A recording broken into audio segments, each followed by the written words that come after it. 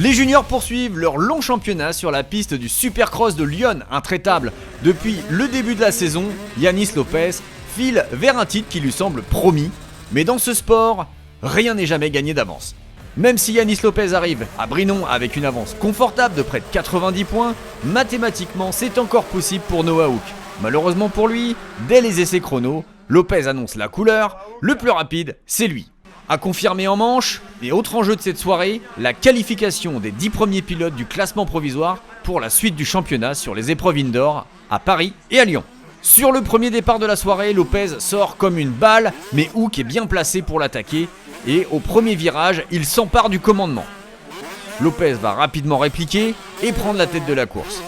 Sans commettre la moindre faute et sans se retourner, Lopez va mettre de la distance sur ses poursuivants.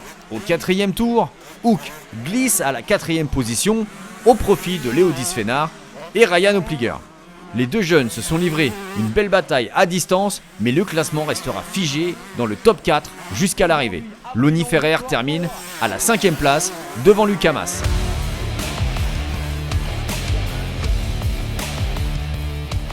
Dans la seconde manche, Yanis Lopez repart sur des chapeaux de roue.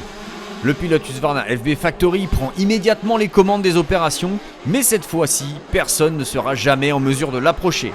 Derrière, Lucas Mas signe un excellent départ et va capitaliser sur ce bon début de course. Pour la 3e place, c'est un peu plus disputé avec une belle remontée de Ryan Opliger. Au classement général de la journée, on retrouve les 3 leaders de cette seconde manche avec Lopez, Opliger et Mas. Levano Biondi et Lonnie Ferrer complètent le top 5. Au provisoire, Lopez s'éloigne un peu plus en tête du général. Lucas Mas reprend de gros points à Noah Hook qui a connu une seconde manche assez compliquée.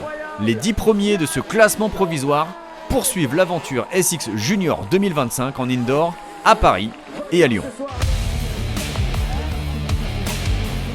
Là, c'est vrai que le trou était déjà assez conséquent. Là, mon objectif, ce serait d'être titré une épreuve avant la fin, donc à Paris.